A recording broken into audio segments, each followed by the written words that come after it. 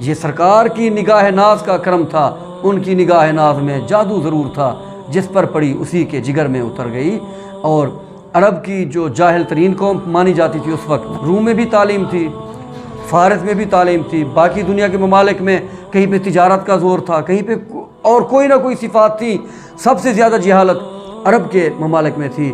اللہ تعالیٰ نے جب اپنے حبیب کو عرب میں بھیجا تو وہ عرب جو دنیا کی سب سے جاہل ترین قوم اس وقت گنی جاتی تھی، ان کو اللہ تعالیٰ نے یہ صفات اور طاقت عطا فرما دی جو اس وقت کے پہلے جاہل تھے۔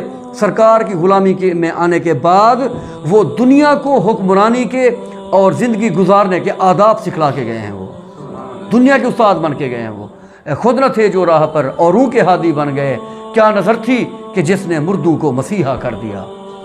یہ نگاہ مصطفیٰ کا کمال تھا۔ اور میرے بابا سائیں مولانا ظہور الحسن قریشی رحمۃ اللہ تعالیٰ علیہ وہ اکثر یہ شعر پڑھا کرتے تھے: جہاں تاریک تھا ظلمت کدا تھا، سخت کالا تھا،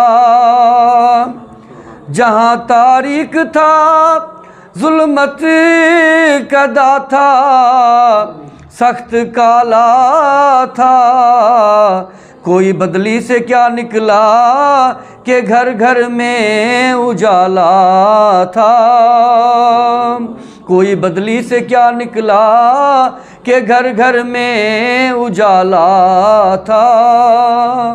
کون جانتا تھا عمر بن خطاب کون ہے؟ کون جانتا تھا بلال حبشی کون ہے؟ کون جانتا تھا ابو قحافہ کا بیٹا ابو بکر کون ہے؟ کون جانتا تھا عفان کے بیٹے عثمان غنی کون ہیں؟ ان کو کوئی نہ جانتا اگر یہ سرکار کو نہ جان لیتے۔ کیا بات، اگر یہ سرکار تک نہ پہنچتے تو یہ انہیں کوئی نہ جانتا۔